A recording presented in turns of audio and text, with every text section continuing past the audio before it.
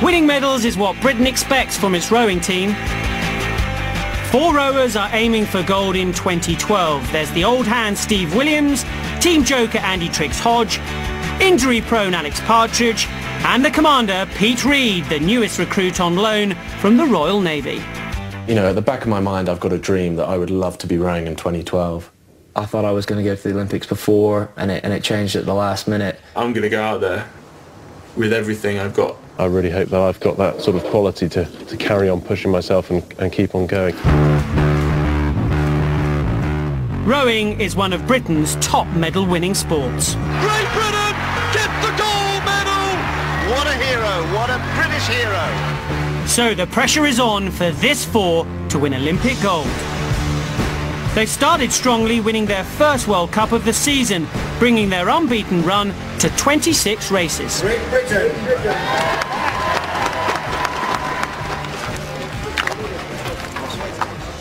Now back in the UK, the 4 are preparing for their next competition, the World Cup in Amsterdam. So they must get straight back into training. Let's go. Today's a half day, we've only got 2 sessions today. 20k steady state UT2. In English that means just go out and row for about an hour, nearly 2 hours. But men's head coach Jürgen Grobler has a surprise in store for the Elite 4.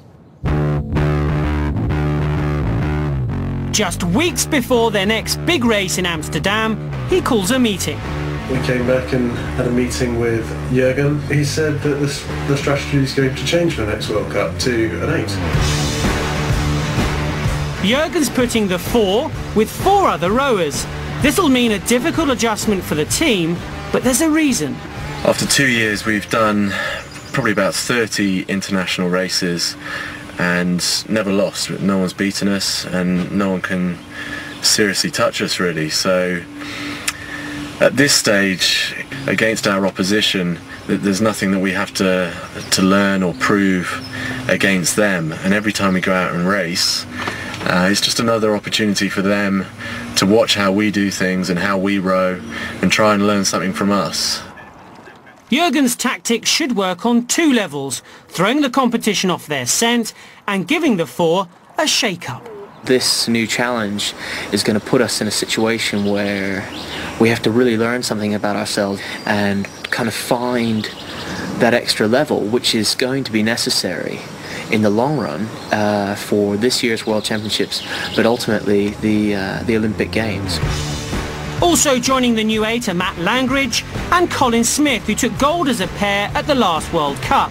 But by adding new numbers, they risk breaking up a winning formula. Will Jürgen's plan create a top-notch team or a motley crew? Hey Colin, how's it going? Yeah, good. Okay. Looking forward to another session of giving the 4 some advice. Yeah. Showing them the way. The Navy man Pete Reed is keen to impose order. And then when you get our rate, you can do it on the rack. That's Pete Reed taking control right there. The commander. The commander commanding. Smart gear. Shame about the cap and the long hair. Some guns and missiles. British rowing knows how to use the media to their advantage. So we'll be fielding 2 8s.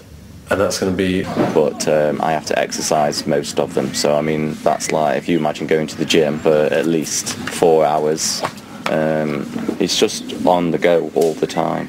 That literally sometimes you don't even have time to eat in the day. So the options are on film, but until his team managers make the selection, Lee can't even begin training the new horse. It's all changed for the men's 4 after coach Jürgen puts them in an 8. At the first World Cup of the season, the men's 4 took gold. But can the winning team of Steve, Pete, Alex and Andy get gold with 4 new men in their boat?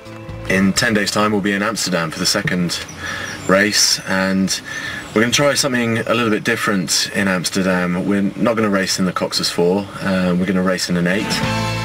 British rowing is now going public with a surprise decision in a special press stunt. Commander Pete Reed is taking his teammates on board the HMS Ark Royal, but he's worried he's gone rusty. Don't ask me any naval-based questions. You have to ask people on board, because otherwise it's going to make me look really stupid. I think they're really going to enjoy it, actually. I'm looking forward to having the guys there because they listen to me harp on about the Navy for most of the year, but it's going to be great for me to just show off a bit. Hello, sir. Nice to see you, okay? How are you? What do you nickname him? I just heard he's got a nickname. He does have a nickname. Are we allowed to say that? Not to a commander. The commander, I understand. He was saying you can't say that my nickname is the commander to a real commander. We've got to be on our best behaviour today. When it comes to managing their public image, British rowing are pros. Men's head coach Jürgen Grobler has made a significant step to keep his rowers fresh and lively, and in fact the 6 rowers here with 2 others and the coxswain will be rowing in the men's 8 at this next World Cup regatta, and this is a new venture for them. They're having to learn to row the faster boat, and they're going to have, I'm sure, a big challenge out there. The rowers have had to get used to the extra pressures of dealing with the press.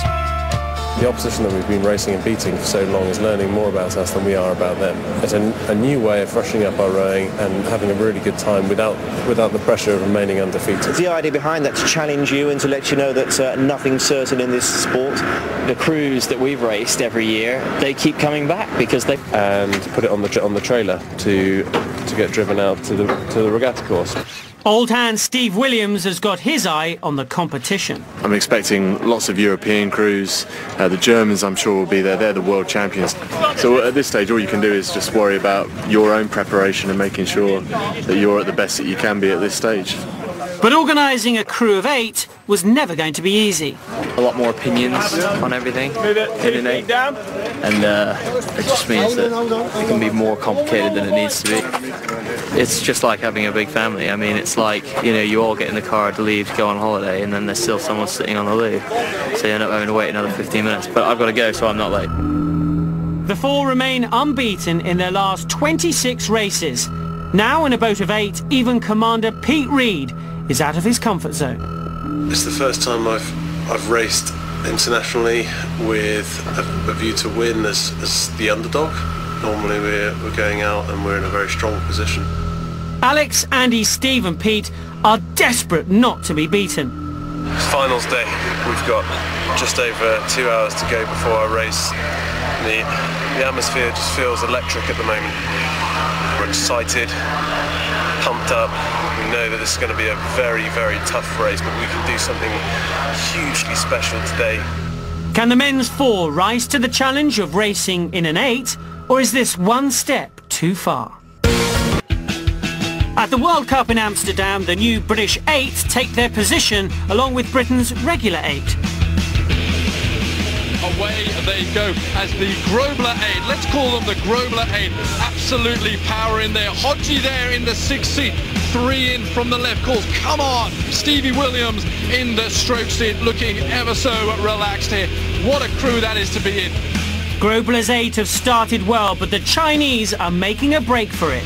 Here comes China and Great Britain, 1 in lane at number 6 on this side. The Chinese crew are challenging the Grobler 8, as to our Great Britain 1. Keep their heads up, the Grobler 8 looking pretty impressive. It's 3/4 of a length over, down to half a length, down to a quarter of a length. The Chinese crew just missed it, and the Grobler 8 on the line by about 2 feet. What a result for them, and a vindication of Jürgen Grobler, the chief coach, to do this. Jürgen's gamble paid off. Against the odds, the new 8's a winning combination, and Jürgen has put 2 crews on the podium. I think it was really one of the highlights of my long coaching career. I was very, very proud.